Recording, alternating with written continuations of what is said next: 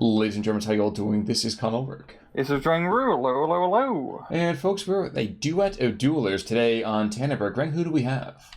On the left-hand side, in the blue, we have I Run the Internet, playing for Fallschirmjaeger Maverick income. Right-hand side in the red, we have Onord, playing group Bezuglogo, also with a Maverick income. Now, you might be asking yourself, why is it that we have all this action happening immediately? Can't we give the introductions a little bit sooner? And peering behind the curtain, you'll discover in one of our upcoming blooper reels, as long as you buy the DVD, what happened in this particular case. Yes, there's zero errors which has happened. This is a purely functional and on-stream production here. Exactly. We're doing it live. Yes. But looking over here in the meantime, we do have ourselves, with I Won the Internet, kind of really pushing the tonality of this conversation to the northern side quite a bit. And I have a soft spot in my heart for the LG-40 because it looks like something out of Star Wars. It's a very cool gun. And also, as well, Lord of the PTRS, or Onord, living up to his name, and, well, brought out a bunch of PTRSs. He has a bunch in the rear line now, so he'll probably try to get some cheesy snipes. Of course, PTRS have been thankfully nerfed a bit to not completely kill all infantry. True. But 400-meter range on those light vehicles is still ridiculously intense. I'm actually quite impressed to see that Panther early call-in. Super early call-in, honestly. That is spicy up there. Yeah, with full Fallschirmjaeger, your tank options is quite interesting, because it's all just heavy tanks. So you just have to make do with them. So that's exactly what he's doing. I mean, a Panther early on is a pretty powerful piece of equipment, but also he has an Su-88. Yeah, there is. So the Su-88, why should that matter, sir? Because long range, it can make Panther go kaboom. If it gets close, Panther will make it go kaboom. And that's because it has no armor. And that's really the question, isn't it? Is that which part of the animal jungle do we think is going to win here today? By the way, super early Boston. I'm actually kind of surprised. I would have expected to see maybe some kind of bombing with IL-2, or heck, even a bombing. Bombing Boston don't come in until B, and that is certainly such a long time to wait. But we'll see. Yeah, we're just pretty standard 50-yard line action here. We've got another Tiger another heavy tank, I should say, being brought in down south, a Tiger tank. So, yeah, Internet really investing heavy in the heavy armor early on. I am quite impressed to think that a lot of this town fight has not just turned into a massive grind for one side or the other, but we are seeing action all across the line, which it's kind of surprising. Usually we see one side just get completely and totally hammered, and that's that. Yeah, trying to control both north and southern towns is pretty vital on this map, as they really allow you to leverage a lot of action, and also because there's a lot of open ground around the town, so you don't want to be stuck in the open ground. You're not really seeing much action at a central forest position, neither side really wanting to play in the trees. Which is fine. I think it's one of those things that there's bugs under there, and it's really not the most healthy of areas. Get ticks. It's awful. Now, of course, you say ticks, you mean like mental ticks, right? Like compulsions, I assume, correct? Of course, those are the only ticks I worry about. Exactly. And the people live into my rules. That ticks of damage. But the Tiger might run... No, okay. I thought it was going to go maybe a little bit further north in that 500-meter range, which is down to 400, thankfully. Would have been very interesting to see if that PTRS could have critted that Tiger into immobility before too much longer. Yes. The Tiger's going to be hooking around the northern flank, and he should have a pretty good leverage on his position here. There's not a whole lot of anti-tank here. It's probably going to be one of the big problems for Onord is he doesn't have a whole lot of heavy anti-tank on his deck. It's really just the Su-85 and the two Tigers on his end, which he can bring up as well. So he's probably have to rely a bit on the IL-2 cluster bombers and B-phase to get through the Fallschirmjaeger tanks. Yeah, the kind of funny thing, the headcanon for me, about why there's only, a handful of tanks over here for the Fallschirmjaeger is, those are the only tanks that magically survive the drop. they actually also sent in a bunch of P2s and a lot of P3s, and unfortunately those just weren't beefy enough to actually survive. Yeah. I can just imagine like a JU-88 just has a Tiger tank like cooked on the undercarriage. They just cut the cord. It just goes plummeting down to the ground. It just rolls on the ground. Exactly. It's like, okay, Hans, this is the one which survived. It's like the Panther Fleece landed in a lake somehow. Well, you always seen like that G.I. Joe movie from a few years back, where it's like, oh yeah, let's fire uranium rods at the Earth, and that's going to be like the nuke. Yeah, it's like that kind of thing, which is just tanks. Hans, have you said the atom bomb? No, we're just dropping another Panther. Here comes the heavy support. Exactly, exactly. But finally, IL-2 is being brought in here to the northern side. We have one come in to bomb the south central position. And again, first Fallschirmjaeger, a lot of Italian planes. They do. And light Italian planes, I should mention. Yeah. IL-2 proven once again it is an aircraft to be feared. But all the Panther and the Su-88 are rather close quarters here. This could get dicey. But the Su-88 didn't actually somehow reveal itself when it fired. No, he got one shot, buggered off, didn't want to take the heat from the Panther, but the Pak-41 is here, and that Pak-41 is more than capable of dealing with that Rhino.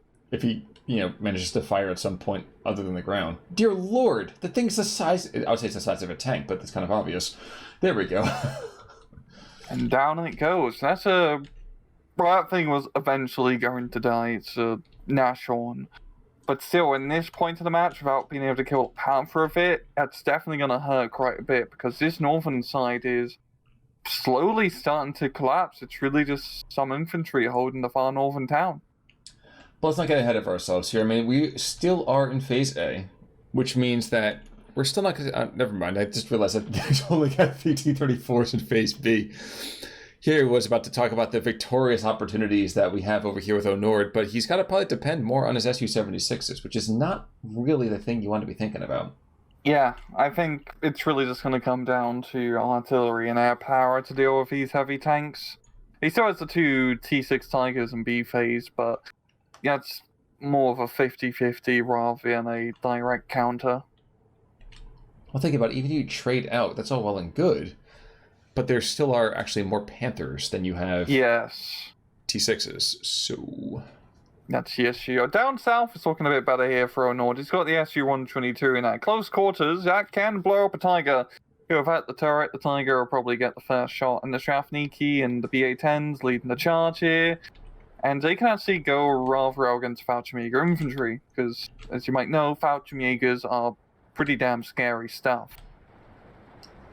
So, it looks like the Su-122 is actually going to get the first shot.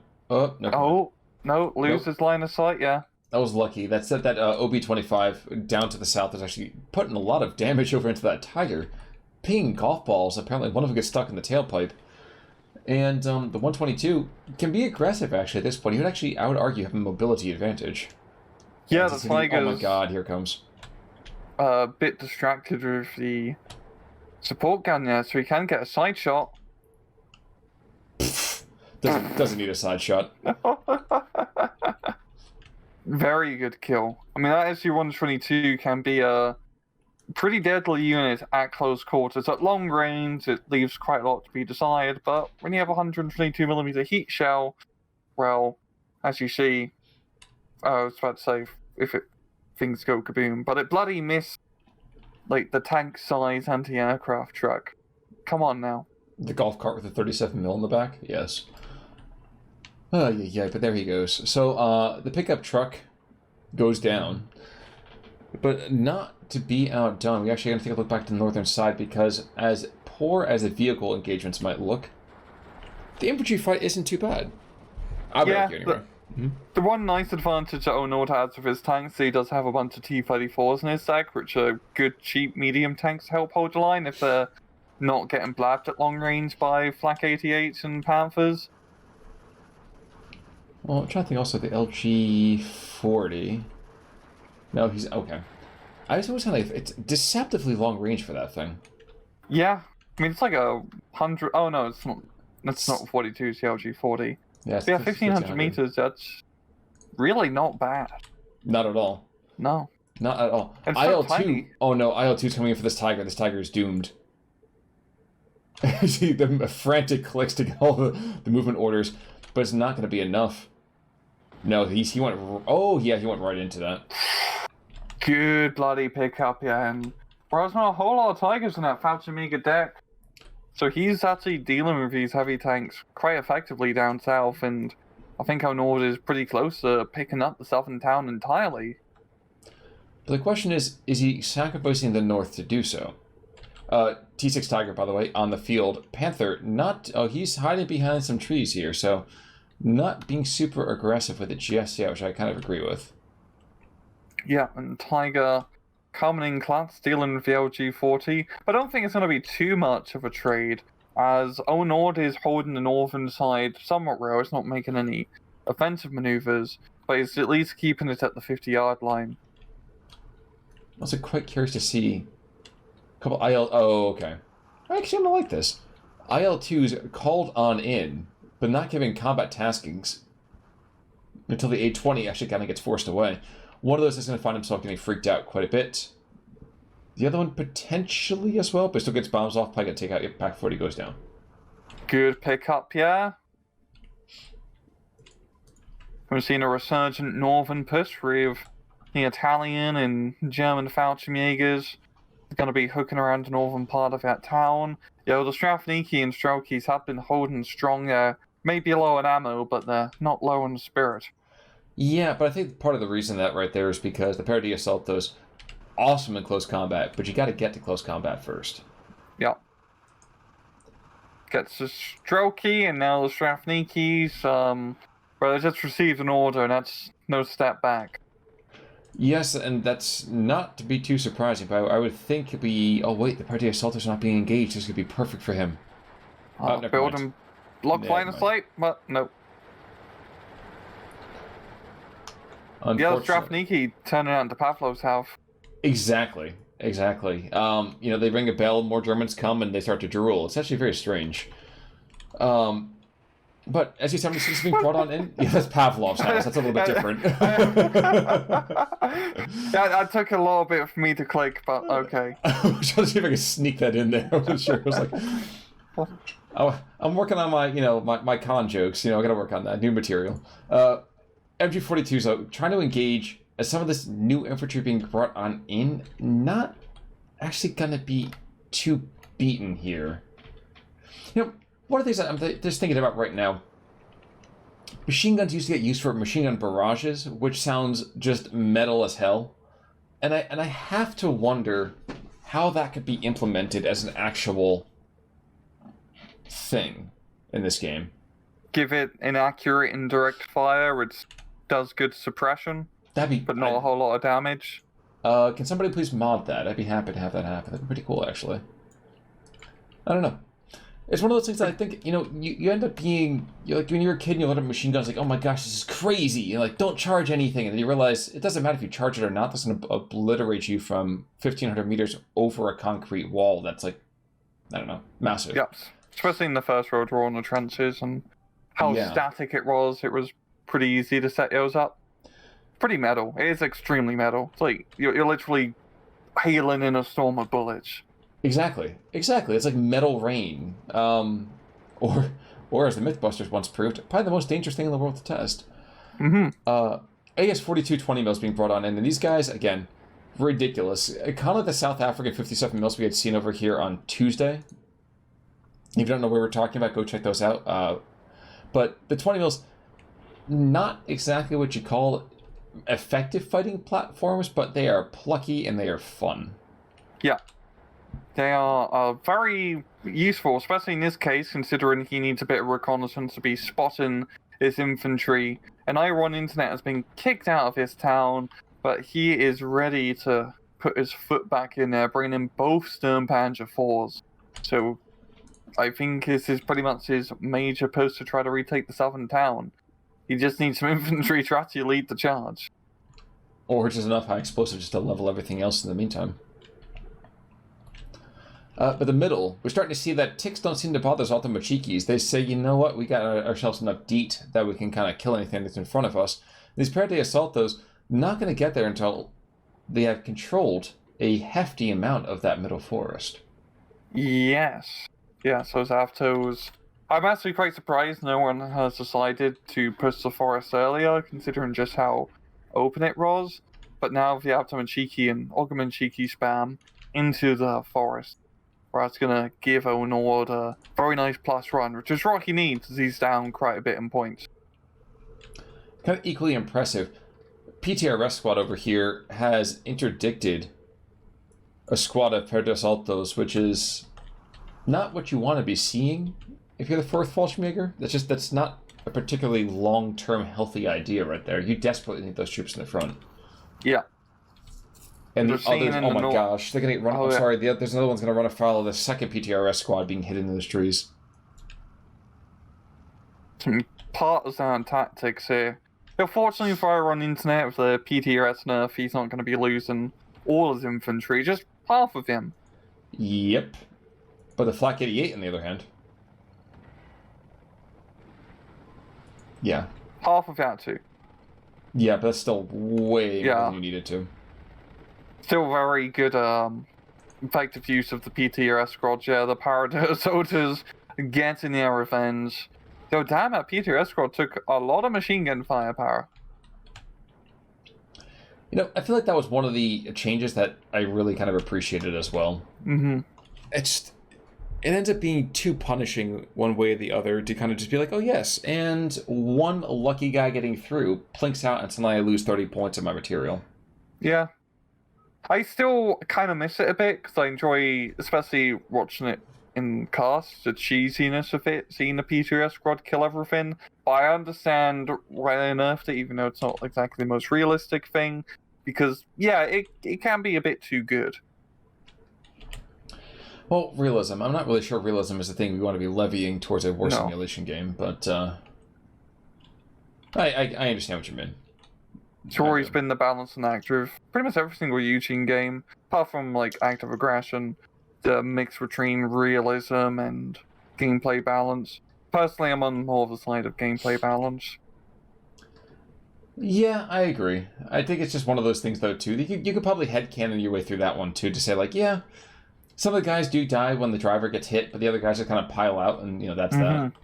I just imagine that the PTRS just, like, snipes a driver, and then 5 guys in the back just through one shot. Oh, so like the Indiana Jones on top of the tank in The Last Crusade. Yeah.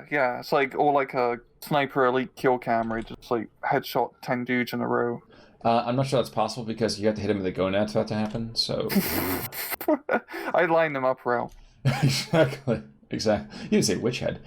IL-2 to the north, that in fact does not kill the Panther with his cluster bombs. In fact, that thing looks like the surface of the moon.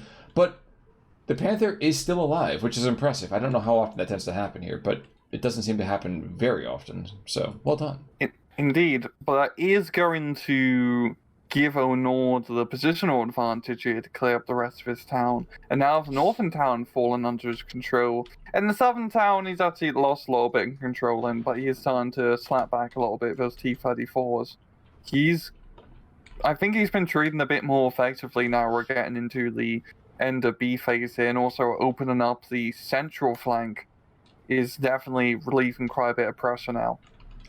True, but Paradise Assaultos back in the actual trees, and while from a pure numbers perspective, they shouldn't do that well against these Strafniki in terms of just numbers overall. They're somehow managing just to not be seen by anybody. Yeah. And also the Paradise Soto SMG, the Beretta M38, is absolutely godlike, as you do have that increased range, and at close quarters, that's actually a benefit, because you get better accuracy bonuses for getting closer. Not to be outdone, though, we have more tank riders being thrown into this forest, so I feel like those Italian paras, despite being plucky, well, I don't know how long they're going to be in this particular world. Yeah, Beretta M38s are cool, but they can't parry a Molotov cocktail. Oh, I think that's the Andrusha. Where? Down south. Oh my gosh. Going after the Sturmpanzer, you bully. Not the most impressive. Yeah, he's just trying to hit a little armored force, yeah, but not really anything impressive, like you said. That was a bit of a worthless barrage. Yeah, the Panther's still pushing on through, and he can zone out at long range as T-34s. Yes, indeed. Now, he still has to watch out for the Su-122, which, because of the ways that the machine spirit tends to engage material, he's not going to shoot at it first. And luckily, the Su-122 doesn't have quite the same aim either. Biggest issue really here is that the Su-122 gets off probably 2 shots to every, 2.5 of the Panther. Yeah, and also its shots are pretty inaccurate, so he's not landing those critical hits here. The question is that one shot can get there before... Oh. But he doesn't have to be lucky all the time. He just has to hit him once. I think the Panthers should, finish him off, yeah. And there we go, the southern side is now going to go into I Run the Internet's control. So it's really been back and forth in these towns here. But both sides are probably starting to get pretty low on material. I Run the Internet has lost quite a lot of heavy tanks and armor.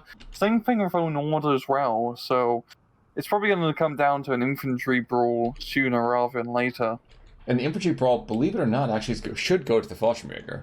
I would argue. 100%. 100%. Full Fallschirmjaeger is some of the best infantry in the game. Well, we see the first round of the Tango Thessaloniki is wasting all their Molotovs on the pair de Saltos. So, yes, these 2 squads are going to die, but they're going to go and force a lot of wasting of these Molotovs. Oh, yep. 2 Molotovs wasted so far, and he still has a bunch more powers in the rear.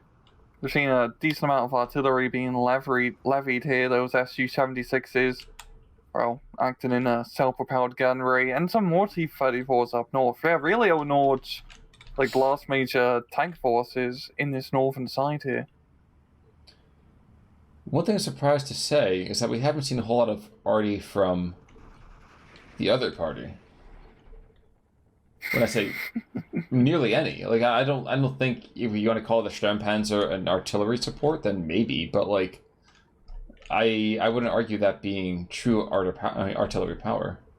Yeah, he does get some 172s, which would be useful in the counter battery role, but it's pretty hard to counter battery in Su-76, to be fair.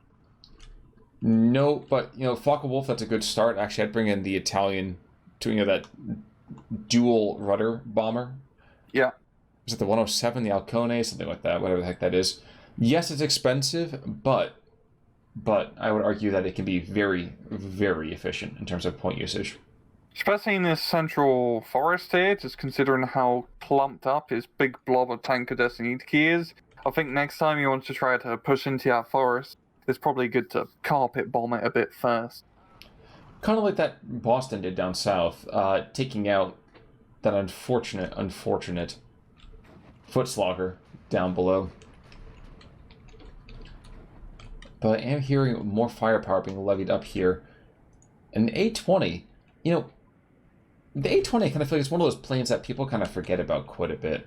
It's just, it doesn't have the same kind of name recognition as a Marauder or a Flying Fortress or something like that. Oh, Mitchell, yeah. Exactly. I mean, Mitchell, what a different name. I think that's, yeah. And and think about it. Boston. Who can remember a name like Boston? Mm-hmm. It's like naming your rock band that, or a city, or Chowder. It just doesn't make any sense. There's too many American planes already, They really sort of toned it down with the production. Just keep it to 3 or 4 planes, like a Mustang, Flying Fortress, what's the snake run again? King Cobra. I was letting you come up with this. At this point, I was like, dude, just go through the menagerie. Yeah, we can just go through the snakes. We just need a couple planes, not 27 different types. Solid snake, boss production. Snake. Yeah, exactly. Liquid snake, solid snake, naked snake. Gaseous too many snake. snakes. Yeah. That's kind of the point. Plasma Snake. Maybe call it an M4. Looks like everything else is an M4. Might as well. Yeah, or an M1. Yeah, Too many exactly. M1s. Do you mean a flamethrower, helmet, Abrams tank, carbine, like... PFC. Yeah. So down south, I was wanting to make a quick mention. One of the last heavy tanks to go down, courtesy actually of an Su-76, hitting it with an APCR shell. But Boston comes back in, and actually, and as much as I'm going to go on and rag on the name of the stupid plane, it's been very, very good seeing the kind of recon usage here. You can see right now, he's looking at the southern side and saying, "Oh my gosh, there's a lot of material. I got to get another crack team in there." And you can see we have one of his precious tanks. We have recon. We have Strafniki. We have some artillery support being brought on in. We still have that Andreyusha, who still has a hefty amount of death that can be hurled to the west. Indeed. And down south, it's actually possible for Onord to push this quite heavily. There's really no, like, proper anti-tank here to stop him. We've got the Sturmpanders on the flank, but, well, they can only really ward off enemy tanks, not exactly blow them up.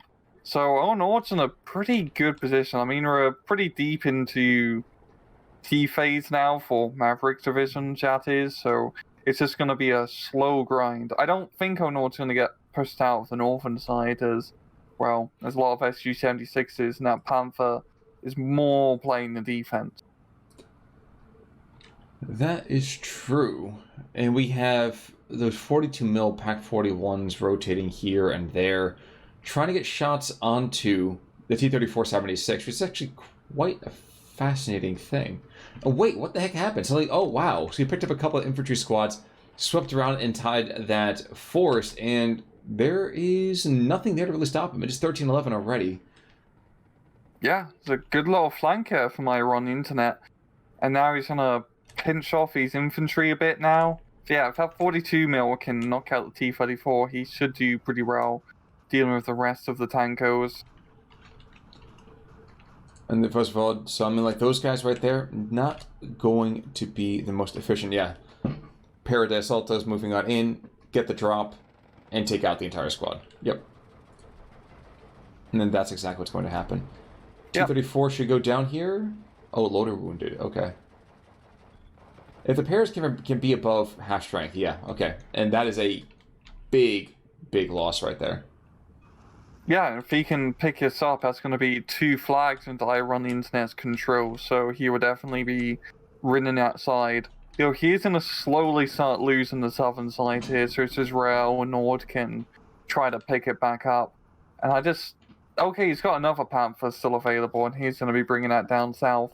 And he's going to have to really, you know, do some magic with that Panther.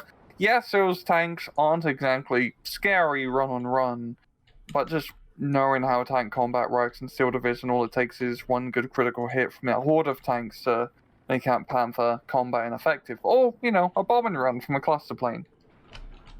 That would certainly do it. That would certainly do it. But I'm just watching as his infantry over here in the center trying to get picked off. These fresh squads of Strelkies being brought out into Strafniki and being sent away, fleeing, leaving most of their number actually lifeless on the ground. So this is a rather abortive attempt here.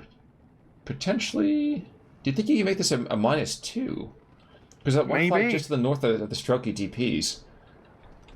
Oh wait, T6 Tiger Panther. They engage each other to the northern side. Panther is running a little bit low. I would hope on HE, not AP. And certainly, apparently with the equipment awareness, still doesn't able to get that kill. Oh, that's Tiger comes supreme. That's a really good kill there from Onord. Because he can probably, if he decides to play a bit aggressively, maybe take out one flag where the Paraducci is. At the same time, it's T6 Tiger. He might be getting a little bit too cocky here. Same thing the Fallschirmjaeger doesn't hold his fire, and he could have got a really good Panzerfaust shot off. That's okay, that Focke-Wulf 190's got it. Never mind. Who needs anti-tank when you got bombs? So Su-76 engaging way down south. Interesting. Infantry noodle contest over here in the center. Perga the Tutsis and Perga the Saltos taking out the last of the Russian infantry to the west. So this is a big win right there. Like, yeah. That is absolutely huge in the broad scheme of things. Yep. I feel like the SPW is probably going to find himself getting killed, but the next round is going to be a fascinating one. As we have ourselves like a nice little round top kind of thing going on here. Yikes. It's a big blob going at it, but the Italian horde actually taking some casualties, yeah, but he should reign supreme, yeah, get the suppression. And 59 now for Iron Internet. We've got a bit of a fireball up north, the rear Italian bomber plane, I'm going to call it. Getting a bit thick into it, but he is going to bugger off in time. But that's the thing I'm talking about. That thing right there, very, very good bombs. Took an Su-76 with it. And the IL-2 actually should not be able to get on the tail before... Yep. And the 88 forces him back. Very, very good. The northern side here for Iron Internet is extremely thin. It's really just 2 Paraducis and some support guns slowly being brought up. But at the same time, Onord seems a little bit overextended as well, because he doesn't have a whole lot of infantry to actually push up north for really fire support. His everything's down south, and that Panther is locking things down. I should hope so. After seeing one of its comrades going down kind of ignominiously on the Su-76. Not exactly what you want to be seeing. Oh, geez, and bringing in the Paris is going to be enough as well. The Boston's kind of hitting the front lines. Yep, Boston's going for the front lines. And I think the Paris are just being forced on in to kind of go and chase back the Su-76. Yeah. He is going to get pinned down and killed quite easily, yeah. Yeah, it's all just coming down to his Panther, it feels like. We missed the other... Oh, no, the Antalyusha is just still not aiming. Okay, he is aiming. Here we go. Yep, for the Panther, which... Understandable, yeah, but... there's nothing really else to really hit. No. No, there's a piece of me, though, that kind of says, you might as well just aim for the middle part without the forest and just try to obliterate the forest, but... Oh, yeah. Because he's got the Thankos coming in, so he could do a good counterattack. But exactly. At the same time, if he clears this Panther, he can push through the town. Yeah, both sides are, really starting to run low on equipment here. Just looking at the map, it's pretty barren now. Just continue to watch. I think he's going to get out. Yeah, I was thinking maybe he just rusted up Strafniki and try to get a surrender. To be cheeky, he might be doing that. No. Oh, come on. Please don't let that happen. Oh, the nag is suppressed as well. Oh, no. Is he going to do it? MG42! And the straps fall under the MG42 fire.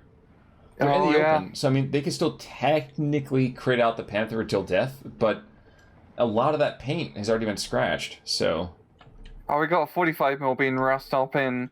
Still, I don't think that will be enough to knock out the Panther in this case. No, and he should fix himself shortly. That was the 30 seconds are going to run out here soon, so... Paratroops being brought back over here, 3 more squads, 1, 2, 3, and the arterials. And the IL-2 being tasked after the MG42. So, it's curious to see...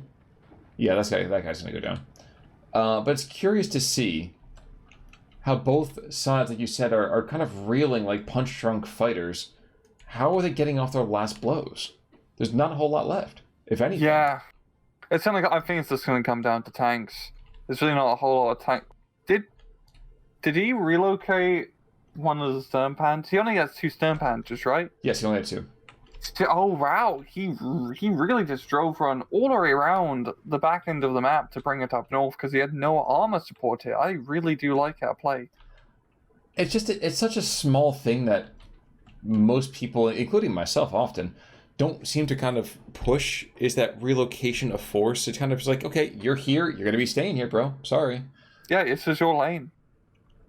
But thankfully, there is some rotation. There was some jungling went really well, so that's why they have to hold the center of the map.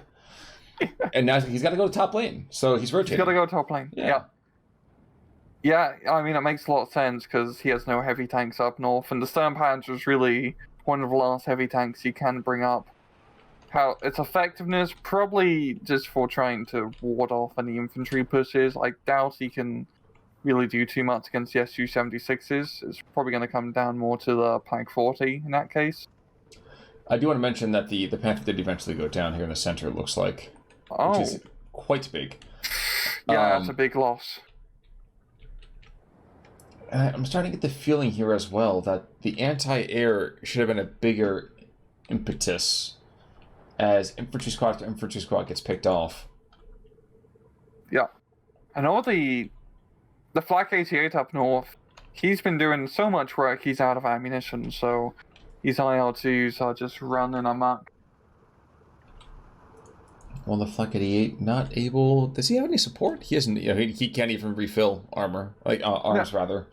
Oh, he has the Kubel munitions, but... Oh, whoops. Yep, thank you. Yeah, Fallschirmjaeger. I always forget they're one of the few that actually gets that. But the MG42 in the meantime, northern side. This guy could be a hero, or he could be an absolute villain, and I don't know which one to expect at this point. Probably not going to get too much done. ZSU can just obliterate him, so we're just coming down to the armor support. Yeah, and there's not a whole lot to counter him either. I mean, with the Sturmpanzer, yeah, sure, great. He can blow it up, but he has to hit it first. Mm-hmm. And down south, it's just slowly starting to crumble here. There's a few Paraduccis in the buildings here and there. Pack 40 can do his best to stem off the T-34s, but yeah, it's just starting to look really barren, this battlefield. There's barely anything left. So I'm thinking the KD ratio is going to be, not the ratio, but just the amount of stuff which has been killed on both sides would be insane. Yeah. I mean, from an infantry perspective, I would have thought the 4th would have been able to concentrate their force, but the IL-2 play, I think, has been enough just to really, really kind of keep that steady. Yeah, especially for lack of anti-air. Those IL-2s in the late game can really come in cost efficient because you don't have to pay for the ammunition supply.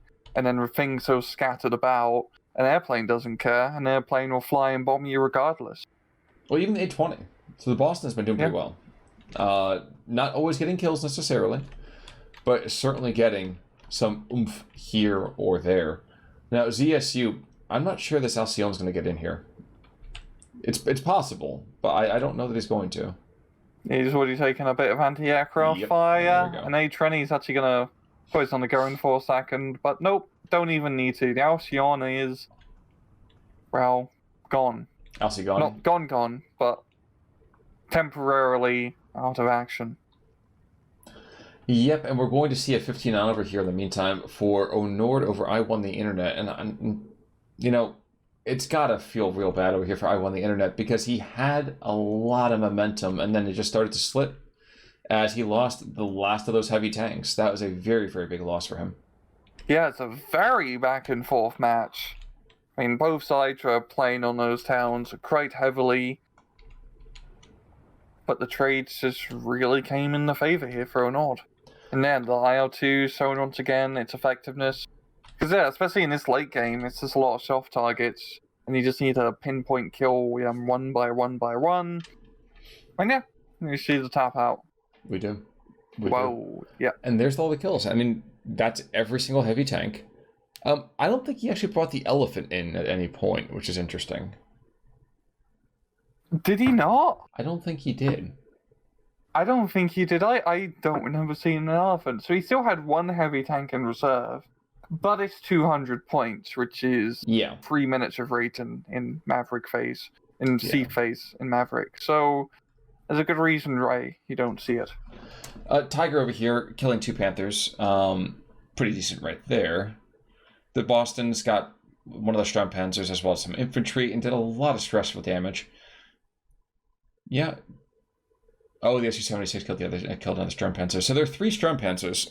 So it's actually possible we didn't see one of them rotates. Possibly just saw the third one getting brought I just can't count. Okay. Nah, I see. It's 3 instead of 2. That's a shame. I guess we have to take back our praise. So yeah. But Sturmpanzer on the other side, killing a bunch of soft targets. Even pick up the Su-76 over there at the end. Panther killing several targets himself. Because of course his name is Richter. So, and Cherubini over here creating a lot of new angels with red harps. So, a lot of killing on both sides. A lot of Daka, a lot of Krumpen. But at the end of the day, Onord just manages to outlast the 4th Fallschirmjaeger. So really well done to him. Yeah, traded very efficiently. Yes. Yes. But, any final thoughts there, sir? No. Well, folks, in that case, then you know what that means. It's time for us to say goodbye. So until next time, I'm Onord. I'm Rangru, take it easy.